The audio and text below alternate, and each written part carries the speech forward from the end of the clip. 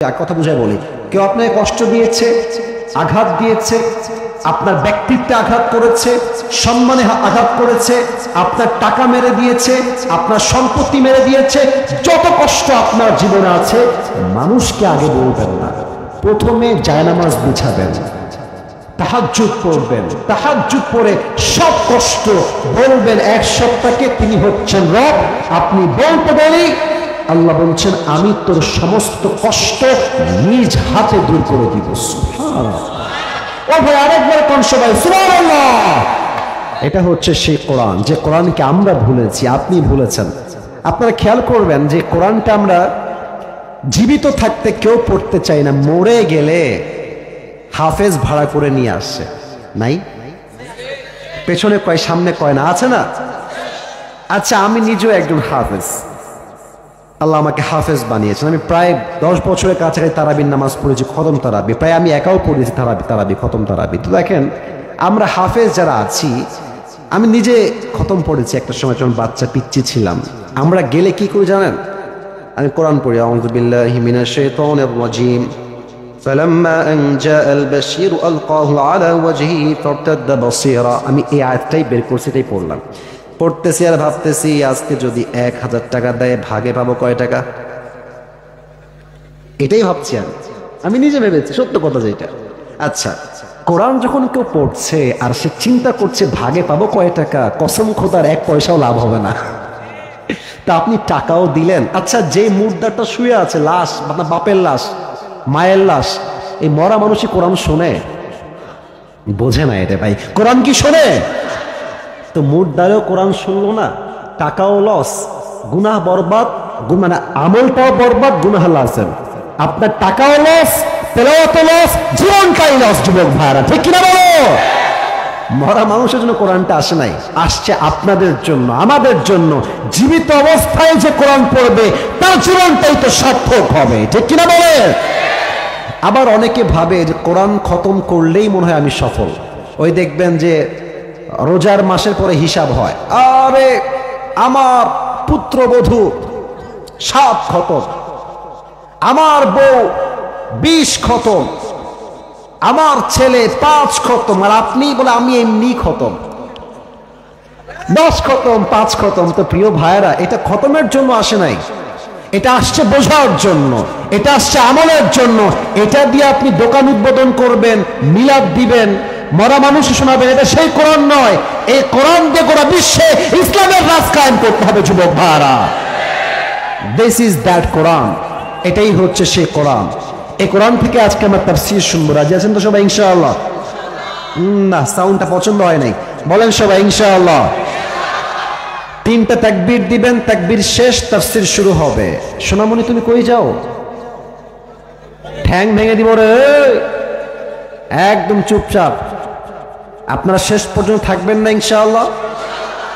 আমার সময় দেওয়া হয়েছে 1 ঘন্টা আমার নিয়মে, বাট নওগাঁয় তো নিয়ম দিয়ে নয়, ভালোভাবে হিসাব করতে হবে যুবক ভাইরা। আজকের মাহফিলে বউ আছে কার কার, একটু হাত তোলেন। এত বউওয়ালা লোক, মাশাআল্লাহ, মুরব্বি। আচ্ছা হাত নামান। আর বউ নাই, সিঙ্গেল কারা কারা একটু হাত তোলো। সব সিঙ্গেল তোমরা? সিঙ্গেল না, ঠান্ডা খুব কষ্টে আছে মুরব্বী, আব্বা যান সময় থাকতে দিয়ে দিয়ে দেখ, আল্লাহ সিঙ্গেলদের কষ্ট দূর করে দিক। সকলে পড়া আমিন। সাউন্ডটা আর একটু বাড়াও। প্রথম তাকবীর দিবেন বিবাহিত ভাইয়েরা, দ্বিতীয় তাকবীর দিবেন আমার সিঙ্গেল ভাইয়েরা। দেখবো আজকে কে জিতে। বিবাহিত ভাইয়েরা কাশি দেন, দেখা যাক কে পারে। প্রথম তাকবীর দিবেন married people, single people is not allowed here, so stop, keep quiet, keep silent. সিঙ্গেলরা মুখে তোমরা তালা লাগাও। প্রথম তাকবীর দিবেন আমার প্রিয় বিবাহিত ভাইয়েরা। বিবাহিত ভাইয়েরা সবাই রেডি আছেন তো? আলহামদুলিল্লাহ। দেখা যাক কে পারে। লিল্লাহি তাকবীর। ভালো ছিল, ভালো হয়েছে। সিঙ্গেল তোমরা কি হেরে যাবা নাকি বাবুরা? হেরে যাবা, হেরে যাবা। সিঙ্গেলরা কাশি দাও। হ্যাঁ, লিল্লাহি তাকবীর। বিবাহিতরা ফেল। সিঙ্গেলদের সাউন্ড আছে ভালো, এমন তাকবীর এবার দিবেন যে আমি সহ আমার ভাইয়েরা, সভাপতি সাহেব, আমি সহ আপনাদের স্লোগানের আওয়াজে স্টেজ ভেঙে নিচে পড়ে যাব। ঠিক আছে, সবাই একটা কাশি দেন। লিল্লাহি তাকবীর। আল কোরআনের আলো। ভুল হয়েছে, সংসদে যাও। ওকে, লেটস ট্রাই अगेन টুগেদার। আবার বলছি, এবার যদি ভুল না হয়ে যায় জোরে সোরে। আল কোরআনের আলো, আল হাদিসের আলো। কোরআন হাদিস যেখানে, আলেম ওলামা যেখানে, নওগাঁবাসী যেখানে, মহাদেবপুরবাসী যেখানে, আল্লাহ তাআলা কবুল করুন। সকলেই জবান খুলে পড়া আমিন। I'm going to talk about the main topic. মূল বিষয়ে কথা বলতে চাই, একটা অ্যানাউন্সমেন্ট দিব, ঘোষণা। আজ আপনাদের জন্য একটা স্পেশাল গিফট নিয়ে আসছি, নেবেন? হাদিয়া, তোহফা, গিফট। আমি আমার নিজের একটা ইউজ করা টুপি নিয়ে আসছি গিফট দেওয়ার জন্য আজকে। ये हर किसी को मिलने वाला नहीं है, ये नसीब की बात है। কপাল যার ভালো সে আজকে পেতে পারে, but you need to have some qualification. যোগ্যতা লাগবে একটা। যোগ্যতাটা কি আমি বলে দিচ্ছি। আমি আসিফ এখন যে সূরা থেকে তাফসীর পেশ করব, যেই যুবক বা মুরব্বী এটাকে মনোযোগ দিয়ে শুনবে এন্ড দেন মেমোরাইজ করবে, মুখস্থ করবে।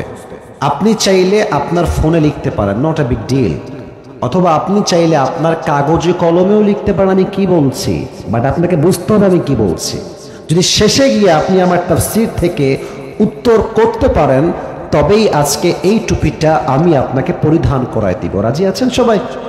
হ্যাঁ, ইনশাআল্লাহ। সাউন্ড বলতে হবে জোরে সোরে, বলেন ইনশাআল্লাহ। তাহলে কি শুধু কান দিয়ে শুনলে হবে না, দিল দিয়ে শুনতে হবে? হ্যাঁ, সবাই তাকবীর দেন, লিল্লাহি তাকবীর। আজ কোরআন থেকে আমরা যে সূরার তাফসীর পেশ করব, সূরাটার নাম হচ্ছে সূরাতু আলাম নাশরাহ। নওগাঁর মহাদেবপুরের ভাইরা, সূরাতু আলাম নাশরাহ। কিছু বেসিক নলেজ দিচ্ছি, মনোযোগ দিয়ে শুনে নেন। এই সূরার আয়াত সংখ্যা হচ্ছে মোট ৮টা। বলেন সবাই কয়টা? না, সাউন্ডটা কমে গেছে। বলেন সবাই কয়টা? কোরআনের সংখ্যা অনুযায়ী এই সূরাটা হচ্ছে 94তম সূরা। কত নম্বর সূরা?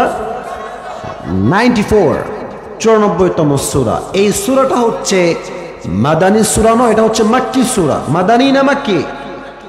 এই সূরার রুকু সংখ্যা হচ্ছে মোট 1টা। বলেন সবাই কয়টা? 1টা। তাহলে এটা আছে 30 নম্বর পারায়। সূরার সংখ্যা অনুযায়ী এটা হচ্ছে 94তম সূরা। এই সূরার আয়াত সংখ্যা হচ্ছে মোট 8টা, আর রুকু হচ্ছে মোট 1টা। এটা হচ্ছে বেসিক নলেজ অফ দিস সূরা, প্রাথমিক কথা এই সূরা নিয়ে। ইমাম সানাউল্লাহ পানিপতি রহমতুল্লাহি আলাইহি লিখেছেন, কেউ যদি কোরআনের কোনো আয়াত কিংবা সূরার তাফসীর পেশ করতে চায়, there are 5 things that is most important to talk about. 5টা বিষয়ে কথা না বললে তাফসীর সম্পূর্ণ হয় না। ফার্স্ট অফ অল, প্রথম হচ্ছে রাইট প্রনাউন্সিয়েশন, সঠিক শুদ্ধ তেলাওয়াত। 2, রাইট ট্রান্সলেশন, তরজমা, সঠিক তরজমা। 3, শানে নুজুল, what's the background behind it. এই সূরা কখন নাজিল হয়েছে অথবা কেন নাজিল হয়েছে। অথবা আমরা বলতে পারি 3 নাম্বার হচ্ছে what's the central theme or subject matter of this সূরা। এই সূরার মূল বিষয় কি? 3 নাম্বার। 4 হচ্ছে what's the explanation of this সূরা, প্রত্যেকটা আয়াতের ব্যাখ্যা কি হবে। and the last and the final one is what's the lesson that you have got from this সূরা। এই সূরা থেকে তুমি শিক্ষা কি পেয়েছো। এই 5টা বিষয়ে যে কথা বলবে তার তাফসীর সম্পূর্ণ হবে, ঠিক কি না বলে? আসুন আমরা, তোমরা কিন্তু মায়ের খাবা আমার কাছে। এতবার কেন সাউন্ড করছো তোমরা? কলিজারা আমার বাবুরা, সাউন্ড করো না, আর কোনো কথা বলো না। এই তোমরা সাইড হয়ে যাও, বামে যাও, বামে যাও, একদম বামে যাও, সাইড হয়ে যাও। কলিজারা সাইড হয়ে যাও। কারণ সবাই চুপচাপ, কথা বলো না। সবাই একটা কাশি দেন, তাকবীর দেন, লিল্লাহি তাকবীর। আমরা প্রথম অংশে যাচ্ছি, সূরাটার সঠিক তেলাওয়াত আমি তেলাওয়াত করছি। Listen to this with full concentration, মনোযোগ দিয়ে শুনবেন। আউযু বিল্লাহি মিনাশ শাইতানির রাজীম। বিসমিল্লাহির রহমানির রহিম। ألم نشرح لك صدرك ووضعنا عنك وزرك الذي أنقض ظهرك ورفعنا لك ذكرك فإن مع العسر يسرا إن مع العسر يسرا فإذا فرغت فانصب وإلى ربك فارغب الله أكبر সঠিক তেলাওয়াত। The second part is the translation of this surah. তরজমা কি হবে? জাস্ট তরজমা বলছি, নট ব্যাখ্যা, জাস্ট তরজমা।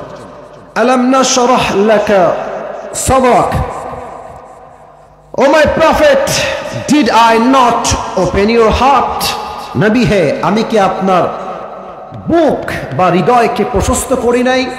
নাম্বার 2, ওয়াদা'না আনকা ওয়িজরাক, O my prophet, we removed from your backside the pain. আমি আপনার পিঠ থেকে আপনার ব্যথাকে, কষ্টকে, আঘাতকে দূর করে দিয়েছি। সুবহানাল্লাহ পড়ুন সবাই। الذي أنقض ظهرك, which had weighted upon your back, যেই বোঝা আপনার পিঠকে ভারী করেছিল সেই বোঝাকে নামিয়ে দিয়েছে এক সপ্তাহ। আওয়াজ দিয়ে বলেন তো সেই রবকে। আল্লাহ আমার রব, এই রবই আমার সব, দমে দমে তনু মনে তারি অনুভব। সুবহানাল্লাহ পড়ুন সবাই। তোমার দুনিয়াতে আমি যেদিকে তাকাই অথই নিয়ামতে ডুবে আছি সবাই। পাখপাখালির কণ্ঠে শুনি তাসবিহ কল রব, তাসবিহ কল রব। আল্লাহ আমার রব, এই রবই আমার সব। রবকে, আপনার রব আপনার পিঠের বোঝাকে হালকা করে দিয়েছে। ওয়ারাফা'না লাকা যিকরাক, and we have raised your status high, very high and highest big. ও নবী, আপনার সম্মানকে আমি আল্লাহ তাআলা আকাশ বাতাস ঝাঁপিয়ে, সাত আকাশ কাঁপিয়ে আপনার মর্যাদা, আপনার স্ট্যাটাস, আপনার শান, আপনার সম্মান আমি আল্লাহ আসমান পর্যন্ত নয় আরশ পর্যন্ত পৌঁছে দিয়েছি। সুবহানাল্লাহ। না সুবহানাল্লাহ হয় না, বলেন সবাই সুবহানাল্লাহ। فإن مع العسر يسرا إن مع العسر يسرا. Indeed and verily with every hardship there is ease. প্রত্যেক কষ্টের সাথে স্বস্তি দিয়েছে একজন। আওয়াজ দিয়ে বলেন তিনি কে? فإذا فرغت فانصب. So whenever you are free from your duties, stand up. যখন তুমি অবসর হয়ে যাবা, নামাজ পড়বা এক সপ্তাহের জন্য, তিনি কে? ওয়াইলা রব্বিকা ফারগাব। যখন দুঃখ কষ্ট আসবে আগে বউয়ের কাছে নয়, বাবার কাছে নয়, মায়ের কাছে নয়, পরিবারের কাছে নয়, সমস্ত দুঃখ কষ্ট বলবেন তাহাজ্জুদ জায়নামাজে এক সপ্তাহের কাছে, তিনি কে? এই হচ্ছে আয়াতের তরজমা। 3 নাম্বার আসুন আমরা জেনে নেই এই আয়াতের মূল বিষয়বস্তু কি। আমার কথা কি বোঝা যায় না? আমি শুনি নাই, বোঝা যায় না? এই আয়াতের মূল মেসেজ বা সেন্ট্রাল থিম হচ্ছে নেভার লুজ হোপ। ভরসা হারিও না, হতাশ হয়ে যেও না, ভরসা রাখতে হবে এক সপ্তাহের উপরে। আওয়াজ দিয়ে বলেন সবাই তিনি কে? আচ্ছা, নওগাঁর মহাদেবপুরের ভাইয়েরা কিছু কথা জিজ্ঞেস করি, দিল থেকে ফিল করে বলেন, আমরা কি তাফসীর শুনতে চাই না? আমি শুনি নাই, চাই না। এই দিলে হাত রেখে কম তো আমাদের এখানে এমন কোন যুবক মা মুরব্বী কি আছে যার জীবনে কোনো গুনাহই নাই? এমন কেউ কি আছে? আর এটা এখন কেন? এটা তো শুরুতে করতে হবে এখন। আচ্ছা ঠিক আছে, আমি বলি, হয় শুরুতে নয় শেষে, যে কোনো একটা। আচ্ছা শেষের দিকে দাঁড়িয়ে দেখেন, হ্যাঁ ঠিক আছে, আচ্ছা ঠিক আছে স্যার, ওকে ওকে। সবাই একটা কাশি দেন, একটা তাকবীর দেন জোরে, লিল্লাহি তাকবীর। এখানে এমন কেউ কি আছেন যার জীবনে কোনো গুনাহই নাই? এরকম কেউ কি আছে এখানে? আমাদের যত গুনাহ, যত জুলুম, যত পাপ, এটা কেউ না জানলেও জানে এক সত্তা। আওয়াজ দিয়ে বলেন তো সবাই, তিনি কে? পৃথিবী না জানুক আমি তো জানি, আমি কি পাপ করেছি হায়।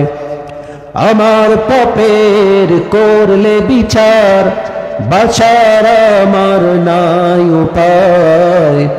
দয়াময় প্রভু মাফ করো আমায়, মাফ করো আমায়। পড়াবেন। আল্লাহ তাআলা বলছেন, আলাম নাশরাহ লাকা সাদরাক। ও নবী, আমি কি আপনার বক্ষদেশকে প্রশস্ত করি নাই, খুলে দেই নাই? এই আয়াতের ব্যাখ্যা হচ্ছে মোট তিনটা। বলেন সবাই কয়টা? এক নাম্বার, ও নবী, আপনার হৃদয়ে আমি এতটা সাহস দিয়েছি, এতটা প্রবল শক্তি দিয়েছি, আপনি ইসলামের হক কথা গোটা কাফেরদের সামনে দাঁড়িয়ে বলবেন, আপনার চুল পরিমাণ করে ভয় লাগবে না। ঠিক কিনা বলেন? এই কণ্ঠ আমরা দেখেছি আল্লামা সাইদি হুজুরের মুখে। বাতিলদের সামনে এমন স্পষ্ট ভাষায় কথা বলেছেন, পুরো পার্লামেন্ট, সংসদ সদস্যরা সব কেঁপে উঠেছে যুবক ভাইরা। ঠিক কিনা বলো? সেই সাইদি সাহেবকে ট্যাগ দিয়েছে রাজাকার। আহা, আপনারা ওনাকে ভালোবাসেন না সবাই? আচ্ছা একটা দোয়া, আপনার ভয়টাই পাচ্ছেন না তো আবার ভাই? আমরা 5 আগস্টের আগে হক কথা বললে বলা হতো রাজাকার, জঙ্গিবাদ, মৌলবাদ।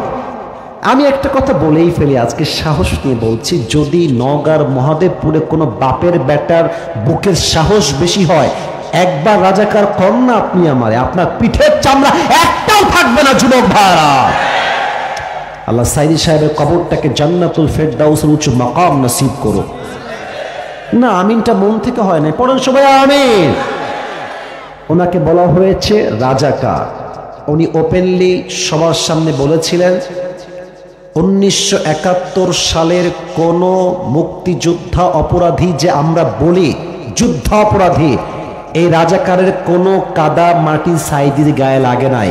অতএব কেউ যদি আমাকে দলিল প্রমাণ ছাড়া রাজাকার বলে, বুঝতে হবে সে পিতৃ পরিচয়হীন অবৈধ সন্তান। নওগাঁর ভাইরা, ওনারা কেউ প্রমাণ করতে পারেন উনি রাজাকার ছিলেন। ওনার বুকে এই যে সাহসটা, এই যে সাহস, এই সাহস দিয়েছে একজন। আওয়াজ দিয়ে বলেন তিনি কে? আচ্ছা আরো আসেন, আরো এক্সাম্পল দেয় আমাদের দেশ নিয়ে। মিজানুর রহমান আজহারী হুজুরের নাম শুনেছেন না আপনারা সবাই? নাম তো শুনছেন, নাম তো শোনাই হোক। মাশাআল্লাহ, আল্লাহ হুজুরকে আরো নেক হায়াত দান করুক। পড়া আমি। আচ্ছা উনি তো এখন দেশে নাই, এখন তো এই দেশে নাই, আর এক দেশে আছে, আসবে আবার, আমরা বিশ্বাস করি। বাট হ্যাঁ, ওনাকেও কিন্তু ষড়যন্ত্র করে দেশ ছাড়তে বাধ্য করা হয়েছে। ঠিক না বললে তো ওয়াজ করা যায় না, কথা ঠিক আছে কিনা বলে? ওনাকে বলা হয়েছিল, জীবন যদি বাঁচাতে চাও দেশ ত্যাগ করো, নয় তোমার উপরও সেই জুলুম হবে যা আগে হয়েছে। একটা জিনিস খেয়াল করেন, তারা যত বেশি ইসলামকে দমন করতে চেয়েছে, ইসলাম তত বেশি ফুলে ফেপে সামনের দিকে এগিয়ে গিয়েছে যুবক ভাইরা। ঠিক কিনা বলো? আজহারী সাহেবের সম্মান কমে গেছে না বেড়ে গেছে? এই যে সাহস, ইসলামের জন্য কাজ করে যাও তোমরা, সাহস দিয়েছে একজন। আওয়াজ দিয়ে বলেন সবাই, তিনি কে? আল্লাহ বলছেন, নবী আমি আপনার হৃদয়ে অসংখ্য অগণিতবার সাহস দিয়ে দিই, আপনি কাফেরদের সামনে ইসলাম নিয়ে কথা বলবেন, কোরআন নিয়ে বলবেন, আপনার চুল পরিমাণ করে ভয় লাগবে না। সুবহানাল্লাহ।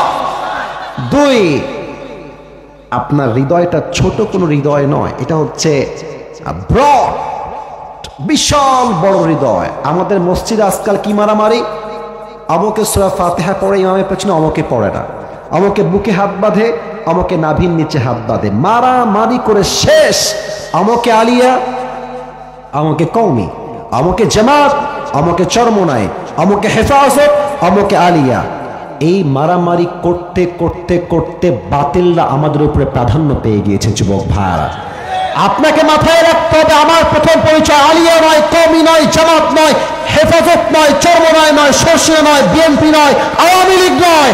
আমার প্রথম পরিচয় আমি মুসলমান ঘরের সন্তান। যুবক ভাইরা, আর 5 আগস্টের আগে তো আমাদের উপরে জাতির পিতার নামটা চাপায় দেওয়া হয়েছে। জাতির পিতার নাম হচ্ছে বঙ্গবন্ধু। আপনাকে ভয়টাই পাচ্ছেন নাকি আজকে বাজে?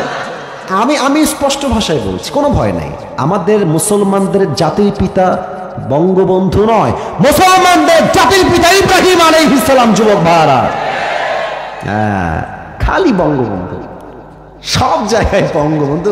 ঢাকায় গেছেন আপনারা কেউ কেউ, দেখবেন যেখানেই যাবেন খালি বঙ্গবন্ধু। ওয়াজ করতে গিয়ে একটা কথা মনে পড়ে গেল, বলা যাবে নাকি যাবে না? যাবে যাবে যাবে।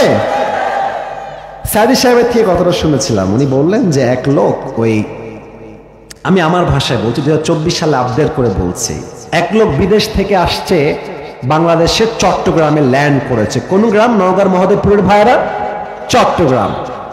তো when he was coming back from Chittagong to Dhaka, he saw a biggest tunnel. সে দেখলো বিশাল বড় একটা টানেল, ভেতর দিয়ে একদম লম্বা টানেল।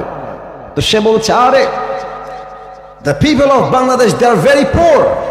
তোমরা তো অনেক গরিব দেশের মানুষ, এই টানেল তোমরা বানাইলে কেমনে? What is the name of this tunnel? এই টানেলের নাম কি গো ভাই?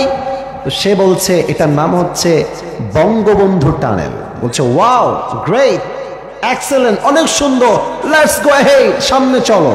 ঢাকায় আসছে, ঢাকায় দেখছে বিশাল কারবার, আরে বিশাল লম্বা লম্বা উঁচু উঁচু ফ্ল্যাট, দালান কোঠা। বলছে wow, what is the name of this place? এই জায়গার নাম কি? তো ওই যুবক বলছে, স্যার এই জায়গার নাম হচ্ছে বঙ্গবন্ধু অ্যাভিনিউ। বলছে মাশাআল্লাহ, অ্যাপ্রিশিয়েটেড, এত দালান, লেটস গো অ্যাহেড, সামনে চলো। সামনে গিয়ে দেখছে বিশাল লম্বা একটা খাম্বা। নওগাঁর মহাদেবপুর ভাইয়েরা, বিশাল লম্বা খাম্বা। আর এই যে একটা দুইটা তিনটা কতগুলো লাইট আছে, ওই খাম্বাতে চতুর্পাশে গোল করে লাইট দেওয়া, আর বিশাল বড় লাইট। তো সেই মুরব্বী বলছে, what is the name of this place? এই জায়গার নাম কি? ওই যুবক বলছে এই জায়গার নাম হচ্ছে বঙ্গবন্ধু স্টেডিয়াম। বলছে ওয়াও, মাশাআল্লাহ, হোয়াটস হ্যাপেনিং হিয়ার? এখানে কি হচ্ছে? সে বলছে, স্যার এখানে একটা ফুটবল খেলা হচ্ছে, নাম হচ্ছে বঙ্গবন্ধু গোল্ড টুর্নামেন্ট। ফুটবল খেলা, let's go and watch it and enjoy together. চলো আমরা খেলাও দেখবো, মজাও করব। দুইজন মিলে গেছে। এবার কথা বুঝে থাকলে উত্তর দেন, খেলার মাঝে একটা হার জিত আছে না গো ভাই? হ্যাঁ, কথা বলতে হবে তো, আছে না নাই? এক দল হারে তো আরেক দল, আর এক দল জিতে তো আরেক দল হারে। তো সেই দিন বিদেশি লোকটা দল নিয়েছে বঙ্গবন্ধুর দল। তো আনফর্চুনেটলি, দুর্ভাগ্যক্রমে আর কি, বঙ্গবন্ধু দল গেছে হেরে। তো দেখবেন যেই দল হেরে যায়, দর্শক শ্রোতা এত খেপে যায়, মার শালাকে ইট, আছে না এরকম? আছে না? ইট মারে, ডিম মারে, পাটকেল মারে, যা মন চায় তাই মারে। তো এক লোক এমনি ধইরা ঠাস করে একটা ইট মারছে। তো ওর কপাল খারাপ, ওর মাথায় একটা ইটের বাড়ি লাগছে। এক বাড়িতে অজ্ঞান হয়ে গেছে। 2 ঘন্টা কোনো সেন্স নাই, 2 ঘন্টা অজ্ঞান। 2 ঘন্টা পরে কোনো মতে চোখ খুলেছে, আরে ভাই আমি কোথায়? আরেকজন বলছে, ভাই আপনি এখন আছেন বঙ্গবন্ধু হসপিটালে। কারণ বিদেশি লোক বলছে, ভাই আল্লাহর রাস্তে মাফ চাই, একটু পর তোমরা আমাকে বঙ্গবন্ধু কবরস্থানে নিয়ে যাইও না। তার মানে আমরা যা বুঝলাম যে আমাদের এই দেশে বঙ্গবন্ধুকে জাতির পিতা হিসেবে জোর করে চাপিয়ে দেওয়া হয়েছিল। আমার যুবক ভাইরা, ঠিক কিনা বলো?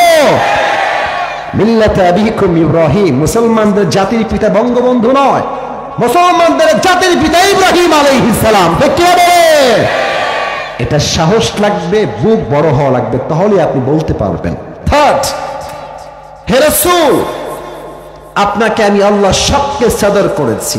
আপনারা open heart surgery, open heart surgery নাম তো শুনছেন। কেমনে কাটা হয় দেখেন তো, আমার দিকে, আমার গলা দেখেন, গলা এখান থেকে নিয়ে নাভি পর্যন্ত পুরোটা কেটে ফেলা হয়। ওপেন হার্ট সার্জারি, পুরোটাকে ফেড়ে ফেলা হয়। যাদের, আমার বাবার হার্টের সমস্যা, হার্টের রোগী, রিং পরানো হয়, এটা হচ্ছে ওপেন হার্ট সার্জারি। নবীর পুরো এন্টায়ার লাইফে 3 বার এই শক্তে সাদর হয়েছে। নবীর গলা থেকে নিয়ে নাভি পর্যন্ত পুরোটা কেটে ফেলা হয়েছে। নবীর হৃদয় থেকে দুনিয়ার প্রতি মায়া, মোহাব্বত, ভালোবাসা যা ছিল সব দূর করে দিয়ে আল্লাহ তাআলা নবীর পুরো সিনাটাকে ঈমানের নূর দ্বারা নূরান্বিত করে দিয়েছে। সুবহানাল্লাহ পড়ে সবাই। এবার আল্লাহ বলছেন, নবী ওয়াদানা আনকা ওয়িজরাক আল্লাযী আনকাদা যাহরাক, ও নবী আপনার পিঠের যে বোঝা, প্রত্যেকটা বোঝাকে হালকা করে দিয়েছে। একজন আওয়াজ দিয়ে বলেন তো সবাই, তিনি কে? এবার একটা প্রশ্ন করছি, আটকানোর জন্য নয়। মুরব্বীরা আমার চোখে চোখ রাখেন, যুবকেরা চোখে চোখ রাখো। বলো তো, নবীর কি কোনো পুত্র সন্তান বেঁচে ছিল দুনিয়ায়? হ্যাঁ, রাইট আনসার। কোনো ছেলে বেঁচে ছিল না। মোট ছেলে ছিল মোট কয়জন, কে বলতে পারে? আমি দেখাই দিয়েছি কিন্তু, বলো সবাই কয়টা? 4টাই শেষ, অল্প বয়সেই শেষ। কাফেররা বলছে, নাউজুবিল্লাহ জোরে বলবেন, কাফেররা বলছে মুহাম্মদ তুই হলি লেজ কাটা বংশের ছেলে। নাউজুবিল্লাহ, মুসলমানদের নাউজুবিল্লাহ হয় না, জোরে বল নাউজুবিল্লাহ। তোর কোনো ছেলেই তো বেঁচে নাই, তুই হলি লেজ কাটা বংশের একজন যুবক। নাউজুবিল্লাহ। নবীর টেনশন, আল্লাহ আমার কি কোনো সন্তান দিয়ে বংশ বিস্তার হবে না? আল্লাহ বললেন, নবী টেনশন নাই, আমি আল্লাহ আপনার জন্য বংশের জন্য ফাতেমার মতো একজন গুণবতী, রূপবতী, জান্নাতের সমস্ত নারীদের সর্দারিনীকে আপনাদের সংসারে পাঠিয়ে দিব। আচ্ছা, অনেক বাবা আমার এখানে বসে আছেন, আপনাদের অনেকের মেয়ে আছে। আল্লাহর রহমতে আমার বাবার 2টা মেয়ে, একটা বড় আর একটা অনেক ছোট। আমার ছোট বোন, ওর বয়স কত হবে, এই তো 7-8, মানে আমার অনেক ছোট, মানে 2 যুগের ছোট, 2 যুগ। তো ছোট্ট বাচ্চা, ও একবার একজন ভিডিও করছিল, বলছে তোমার ভাই কেমনে ওয়াজ করে ক, বলছে কথা বলেন ঠিক কিনা। ছোট একটা বোন আমার। তো দেখেন, মেয়ে যার থাকে, প্রথম টেনশন আমাদের মাথায় যে মেয়ের বিয়ে দিব কোথায়, এই টেনশন আছে না? আর বাপরা তো মাশাআল্লাহ পাইছে একটা, সরকারি চাকরিজীবী হইলে টাকলা সঙ্গে মেয়েকে দিয়ে দিয়ে দেয়। যুবকরা কেঁপে উঠে যায় একবার। আমার কথা স্পষ্ট বোনদের জন্য, বোন আমার, টাকার জন্য বিয়ে করবেন, টাকা পাবেন, বাড়ি পাবেন, গাড়ি পাবেন, মনের শান্তি আপনি টাকার মধ্যে খুঁজে পাবেন না। যুবক ভাই আছে কিনা বলো? নবীর মেয়ে ফাতেমা যখন বড় হয়ে গেল, নবীর চিন্তার বোঝা, ফাতেমার বিয়ে কার সঙ্গে আমি দিব। আল্লাহ বলছে, নবী হ্যাঁ, কোন টেনশন নেই, আপনার টেনশন দূর করবে একজন। ও ভাই কথা কোন কে? আচ্ছা, নবী এলান করলেন, এই সাহাবায়ে কেরাম, ফাতেমার বিয়ে দিব, কে আছো আসো প্রস্তাব নিয়ে। কথা কি বোঝা যায় না? প্রস্তাব নিয়ে আসো, কে আসো?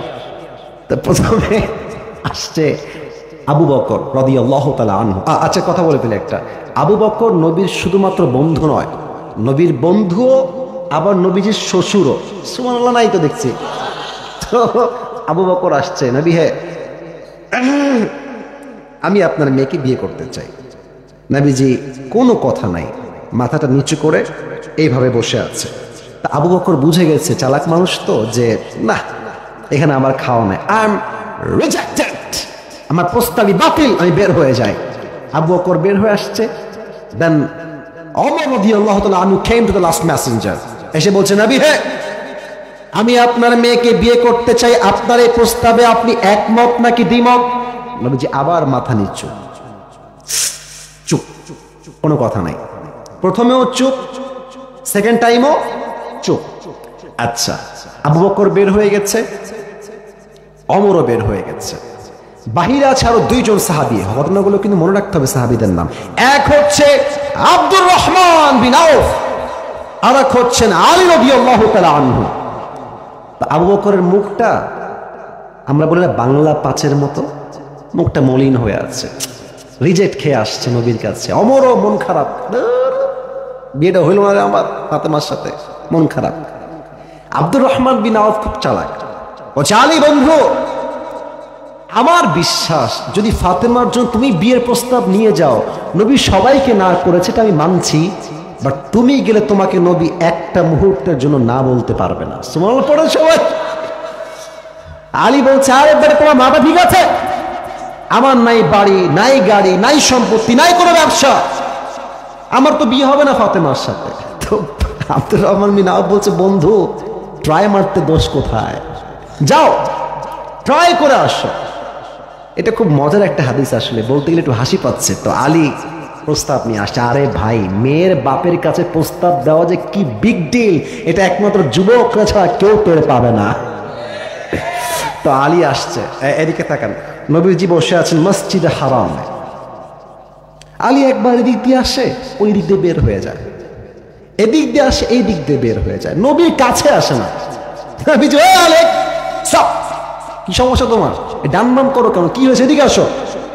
আলীর হাত পা কাঁপছে, কেমনে বলবে নবী আপনার মেয়ে ফাতেমাকে বিয়ে করতে চাই। কোনো মতে আসছে নবীর সামনে। কিন্তু অবাক করার বিষয় হচ্ছে, আলী আসার আগে আল্লাহ তাআলা ওহী পাঠিয়েছেন, ইয়া রাসূলুল্লাহ, আলী এখন আপনার মেয়ের জন্য বিবাহের প্রস্তাব নিয়ে আসছে। সুবহানাল্লাহ, নাই তো মহাদেবপুরের ভাইরা পড়েন সবাই সুবহানাল্লাহ। এবার নবীজি ডাক দিয়ে বলছে, আলী তুমি কেন আসছো? আমি কিন্তু খুব ভালো করেই জানি, বলে দাও কেন আসছো। এবার আলী ডাক দিয়ে বলছে, ইয়া রাসূলুল্লাহ, ইয়া হাবিবাল্লাহ, আমার কথাও তো সেম কথা, আমি আপনার মেয়ে ফাতেমার হাত চাওয়ার জন্য আসছি, আপনি কি আমাকে বিয়ে দিবেন কিনা? নবীজি আগের বারও চুপ, সেকেন্ড বারও, এবার নবী চুপ না। এবার নবীজি একটা শব্দ বললেন, খেয়াল করবেন, ইনশাআল্লাহ। এতটুকুই, এতটুকুই। ইয়েস ও না, কথা বুঝতে হবে ভাই, মাফ চাচ্ছি বাধা বলার জন্য। ইয়েস ও না, নো না। কি বললেন গো ভাই? হ্যাঁ, মিডিয়ার ভাইরাও বলতেছে, বলেন সবাই কি বললেন? ইনশাআল্লাহ। কিন্তু মতলব সমস্যা এক জায়গাতে। আলী আবার ইনশাআল্লাহর অর্থই বোঝে নাই, বের হয়ে আসছে। ওইদিকে বন্ধু বাহিরে দাঁড়ায় আছে যে আমার বন্ধু হাসবে, খুশি হবে, আমি বলবো আমি তো বলেছিলাম যে মানবেই মানবে, হলো আমার কথা ঠিকঠাক। কিন্তু দেখছে আলী বের হচ্ছে, আলীর মুখটা বাংলার পাঁচের মতো হয়ে আছে। আব্দুর রহমান মিয়া বলছে, এটা ধরা আজকে আমিও খাইছি, বাস আমার কপালে লেখা হয়ে গেছে, আজকে বুঝে গেছি। তো আলী আসছে, তো বলছে, বন্ধু কি মন খারাপ কেন, কি? বলছে, বন্ধু আমিও ধরা খাইছি, আমিও না, আমিও রিজেক্টেড। বলছে, আচ্ছা নবী কি কিছুই কয় নাই তোমাকে, একটা কিছুও কয় নাই? আলী বলছে, হ্যাঁ নবীজি বলেছে শুধু ইনশাআল্লাহ। আব্দুর রহমান বিন আওফ বলছে, আরে বেটা, নবীর ইনশাআল্লাহ মানে বিয়ে অর্ধেক ডান হয়ে গেছে, সুবহানাল্লাহ। এবার আপনি প্রশ্ন করবেন, হুজুর নবীজি ইয়েস তো বলতে পারতেন, নবীজি ইনশাআল্লাহ কেন বললেন? আব্বাজান, মায়েরা, এটা আপনার জন্য মেসেজ, আপনার জন্য মেসেজ, আপনার জন্য কথা। আপনি আপনার মেয়েকে আজীবন পেলেছেন, বড় করেছেন, খাওয়াইছেন, পড়াইছেন, মানে এটা নয় যে আপনি আপনার মেয়েকে গাঞ্জাখোরের সঙ্গে বিয়ে দিবেন। যার সঙ্গে বিয়ে দিবেন আগে বলবেন, মা তোমার জন্য আমার ছেলেকে পছন্দ করেছি, নওগাঁর মহাদেবপুরে বাসা, নওগাঁর সাপাহারে বাসা, নওগাঁর মেইন শহরে বাসা, নওগাঁর নিয়ামতপুরে বাসা। মা তুমি কি এই ছেলেকে পছন্দ করেছো কিনা? তুমি যদি পছন্দ করো আমি বাপ আগাবো, তুমি যদি না বলো আমি বাপও না বলবো, ঠিক কিনা বলে? আমার বড় বোনের যখন বিয়ে হয়, আমি আগেও বলেছি হাদিসের কথা অনুযায়ী এই কথাটা আমার এখনো মনে আছে, এখনো মনে আছে। আমার বড় বোনের বিয়ে হয়েছে প্রায় maybe it has been 8 years or 9 years back, 9 বছর আগের কথা বলছি, অথবা 10 বছর হবে। আমার বোনের জন্য কয়েকটা পাত্র দেখা হয়েছে আমার বোনকে বিয়ে দেওয়ার জন্য, as much as I can remember. একটা পাত্র আসলো, এটা কোনো বদনাম করছি না, দাড়িওয়ালা। দেখলাম ভাইজান পাঞ্জাবি পরে আছে আর পায়জামা পরে আছে, চাপ দাড়ি, দেখতে অনেক সুন্দর। আমার প্রথমে দেখেই ভাইকে খুব ভালো লাগছে, যে মাশাআল্লাহ, লুকিং ওয়াও, সুন্দর। পরে আমি শুনলাম যে সেই ভাই বিয়ে করতে যৌতুক দাবি করতেছে। নাউজুবিল্লাহ তো পড়লেন না আপনারা? তার মানে কি জানেন, কিছু লোকের উপরে ফিটফাট, ভেতরে পুরোটাই সদর ঘাট। যুবক ভাই দেখলে মনে হবে ইয়ার ইয়ে তো আভি কবি জান্নাত সে ভাগ কে দুনিয়া মে আই হ্যায় ইয়ার, বাট আসলে কিন্তু নাম্বার ওয়ান বাপ্পার যুবক ভাইরা, ঠিক কি বলো? মনটাই ভেঙে গেল যে ধুর, এত ভালো ছেলে যৌতুক চাই কেমনে, how come it possible man. আচ্ছা গেল, আরেকজন ভাই আসলেন, last person who became the husband of my sister, মাশাআল্লাহ। আমার ভাইয়ের দাঁড়িয়ে আছে মুখে, ইংরেজি পড়ায়, খুব ভালো শিক্ষিত একজন মানুষ। প্রথম দেখাই ভালো লেগেছে আমাদের, আমার বোনেরও ভালো লাগছে, বাবারও ভালো লাগছে, মায়েরও ভালো লেগেছে। অনেক লম্বা কথা, ওটা উদ্দেশ্য, মূল উদ্দেশ্য হচ্ছে হাদিসটা হাইলাইট করা। আমার বোন যখন পাত্র দেখে ফেললো, পাত্র আমার বোনকে দেখে ফেললো, আমি গেলাম, কথা বললাম, মাশাআল্লাহ, amazingly appreciated, he was a very good person, মাশাআল্লাহ। তো যখন সব ঠিকঠাক, আমার মনে হলো, আমার মনে আছে এটা, আমার বাবা বললো যে আসিফকে ডাকো আমার বোনের ঘরে। আমি আসলাম, মা আসলো, বাবা আসলো, আমি আছি এইদিকে বসে, আমার বাবা এইদিকে বসে, আমার বোন খাটে, আর আমার মা এই বোনের সামনে সামনে। তা আমার বাবা কি বলছে দেখেন, হাদিস দেখেন, আমার আব্বা হাদিসে আমল করেছে। আব্বা বলছে যে মা, আমারও পছন্দ হয়েছে ছেলে, তোমার মায়েরও পছন্দ হয়েছে, আসিফও মাশাআল্লাহ পছন্দ করেছে, মা তুমি কি বলছো বলো। এর মানে কি বোঝাচ্ছে আব্বা? আব্বা বোঝাচ্ছে তুমি বললে যাবো, নয় না। কথা ঠিক আছে কিনা আমাকে বলতে হবে। মানে মা তুমি যদি বলো ইয়েস আমিও বলবো, তুমি বললে ইয়েস আমি বলবো, তুমি যদি বলো নো আমি বলবো। নবীর শিক্ষা। নবী ইনশাআল্লাহ বলেই ফাতেমার কাছে, আম্মা জান ফাতেমা কোথায় তুমি, এদিকে আসো। আব্বা জান কি হয়েছে আপনার, কি বলবেন আপনি? নবীজি ডাক দিয়ে বলছে, ফাতেমা তোমার জন্য এই তল্লাটে সবচাইতে চরিত্রবান যুবকের সন্ধান আমি পেয়েছি পাত্র হিসেবে। ফাতেমা ডাক দিয়ে বলছে, আব্বা জান মাসমুহ, ওই ব্যক্তির নাম কি? নবীজি ডাক দিয়ে বলছে, ফাতেমা ওই ব্যক্তির নাম হলো ইসমুহু আলী, তুমি কি রাজি? তো হাদিসে আসছে যে ফাতেমা ইয়াস না নো না, কিছুই না, ফাতেমা কিছুই করে না, খালি একটা দাঁত বের করে মুচকি হাসি দিয়েছে।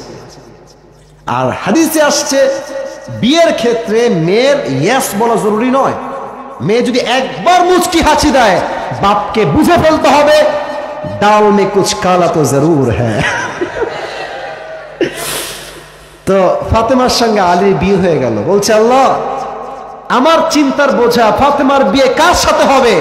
আল্লাহ বলছে নবী কোনো টেনশন নাই, আল্লাযী আনকাযা যাহরাক, আপনার পিঠের বোঝা যেখানে আমি আল্লাহই হালকা করে দিব। সুবহানাল্লাহ।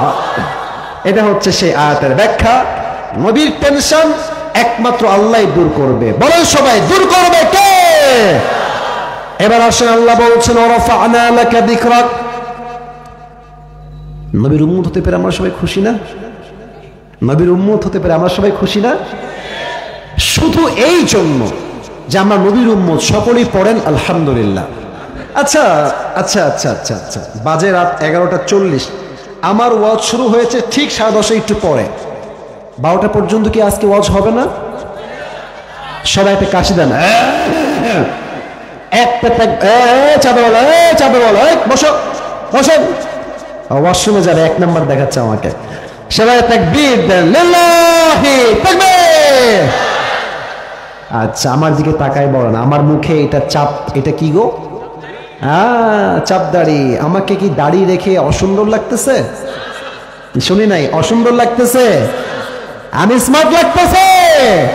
ওয়ারাফা'না লাকা যিকরাক। নবী আপনার যেই দাড়ি, আপনার যেই চেহারা, আপনার যে স্ট্রাকচার, আপনার যে বডি, আপনার যে দেহ, এই পুরো দেহকে আমি আল্লাহ তাআলা পুরো পৃথিবীর চাইতে আরো বেশি সুন্দর করে বানিয়েছি। সুবহানাল্লাহ পড়ে। অনেক মেয়ে আছে দেখবেন দাড়ি রাখলে বিয়ে করতে চায় না, বলে দাড়িওয়ালা পছন্দ না। কিছু মেয়েদের দাড়িওয়ালা পছন্দ না, দিনদার পছন্দ না, গাঞ্জাখোর পছন্দ। বলেন তো দাড়ি রেখে নবী কি অসুন্দর ছিলেন? নবীর মতো সুন্দর কে এই তল্লাটা দ্বিতীয় আর কেউ হতে পারে? চাঁদের চেয়ে সুন্দর তুমি, নবী আমার কামলিহি ওয়ালা, দো জাহানের বাদশা তুমি, প্যারা নবী সাল্লাল্লাহু আলা, দো জাহানের বাদশা তুমি, প্যারা নবী সাল্লাল্লাহু আলা, চাঁদের চেয়ে সুন্দর তুমি, নবী আমার কামলিহি ওয়ালা। সুবহানাল্লাহ পড়ে সবাই। একদিন নবীজি চাচার ঘরে বসে আছে আবু তালেব। আবু তালেব বলছে, মুহাম্মদ ও ভাতিজা, তুমি যে সাধারণ কোনো মানুষ নও এটা আমি তোমার জন্মের আগ থেকেই জানি। সুবহানাল্লাহ নাই যে সবার? তুমি যে সাধারণ কোনো মানুষ নও তোমার জন্মের আগ থেকেই আমি জানি। নবীজি বলছে, আরে কি কথা এটা? আমার জন্মের আগ থেকে আপনি জানেন যে আমি সাধারণ মানুষ নই। হাউ ক্যান ইট পসিবল চাচা? আপনি জানলেন কেমনে চাচা?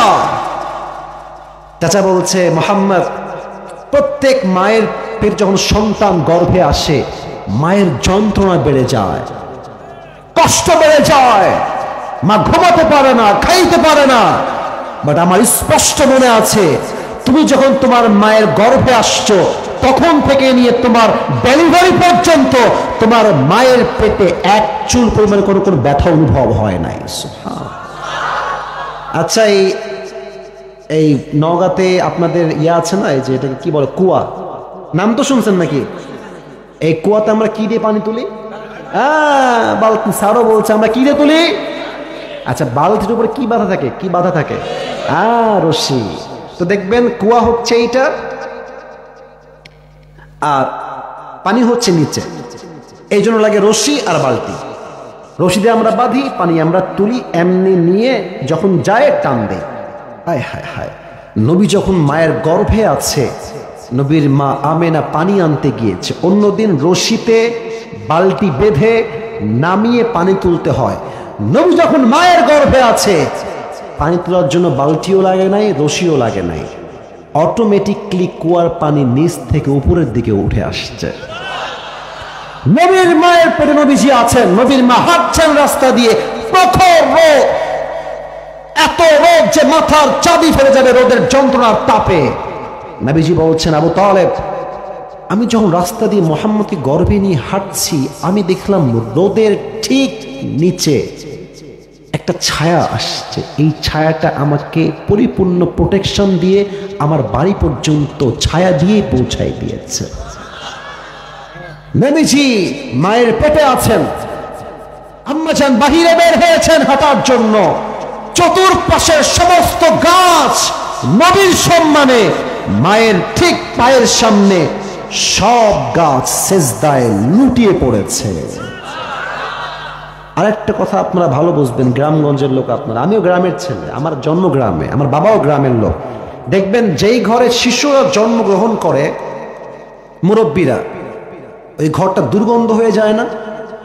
দেখবেন দুর্গন্ধ হওয়ার জন্য আমরা ধূপ জ্বালাই, ধূপ, যেন ঘরটা দুর্গন্ধ মুক্ত হয়ে যায়। হায় হায়, আমাদের জন্ম এরকম হয়। আবু তালেব বলছে, মুহাম্মদ, তুমি যেই ঘরে জন্মগ্রহণ করেছো সেই ঘর তো দুর্গন্ধ হওয়া দূরের কথা, সেই ঘরটা মেশকে আম্বরের চাইতে বেশি সুঘ্রাণ হয়ে গিয়েছে। হায় হায় হায় হায়। একবার নবীজি মসজিদে হারামে আসলেন, কিন্তু সবাই বসে আছেন না, চুপচাপ শান্ত, সাহাবীরা এইভাবে বসে আছে। আর নবীজি ওই যে গেট, এদিকে তাকান ডান দিকে, এটা একটা পর্দা, মনে করেন এটা হচ্ছে একটা গেট। নবীজি ওই পাশ দিয়ে আসছে, সাহাবেরা এই পাশে বসে আছে, কথা বলছে। এক সাহাবী বলছে যে আমার কাছে অবাক লাগে যে আল্লাহ তাআলা প্রথমে একজন মানুষ পাঠালেন, তার নাম হচ্ছে আদম, তার উপাধি দিলেন সফিউল্লাহ। অবাক লাগে আমার কাছে, প্রথম মানুষ, প্রথম নাম, উপাধি হচ্ছে সফিউল্লাহ। আর এক সাহাবী বলছে আমার কাছে আরো অবাক লাগে যে আল্লাহ তাআলা মূসা আলাইহিস সালামকে নবী করলেন আর নাম দিলেন কালিমুল্লাহ, যিনি আল্লাহর সঙ্গে সরাসরি কোনো মিডিয়া ছাড়া, ভায়া ছাড়া সরাসরি আল্লাহর সঙ্গে কথা বলতেন দুনিয়ার থেকে। আরেকবার পড়েন সবাই সুবহানাল্লাহ। আর এক সাহাবী ডাক দিয়ে বলছে আমার কাছে বড্ড অবাক লাগে, আল্লাহ তাআলা ইব্রাহিম আলাইহিস সালামকে সব নবীদের পিতা বানিয়েছেন এবং তাকে তিনি বানিয়েছেন খলিলুল্লাহ, দ্য ফ্রেন্ড অফ আল্লাহ, আল্লাহর বন্ধু। এই কথা বলতে নবীজি ঢুকে গিয়েছে। নবী বলছে, এই সাহাবা একরাম শোনো, তোমরা যা যা বলেছো আমি সব শুনেছি, যা যা বলেছো তাই তাই শুনেছি, বাট মনে রেখো খলিলুল্লাহ মানে হচ্ছে আল্লাহর বন্ধু, বাট আমি নবী খলিলুল্লাহ নই, আমি হচ্ছি হাবিবুল্লাহ। প্রশ্ন হচ্ছে, হুজুর খলিলুল্লাহ মানে আল্লাহর বন্ধু, হাবিবুল্লাহ মানে আল্লাহর বন্ধু, পার্থক্য কোথায়? পার্থক্য এক বড় অসাধারণ পার্থক্য আছে। খলিলুল্লাহ মানে সেই বন্ধু যেই বন্ধু আল্লাহর খুশির জন্য কাজ করে, আর হাবিবুল্লাহ মানে সেই বন্ধু যেই বন্ধু খুশি করার জন্য আল্লাহ নিজেই কাজ করে যায়। কোন সুবহানাল্লাহ। ওয়া রাফা'না লাকা যিকরাক, হে নবী, আপনার সম্মানকে আকাশ বাতাস ঝাঁপিয়ে, শতাকাশ কাঁপিয়ে আরশ পর্যন্ত পৌঁছে দিয়েছে। একজন আওয়াজ দিয়ে বলেন তো সবাই, তিনি কে?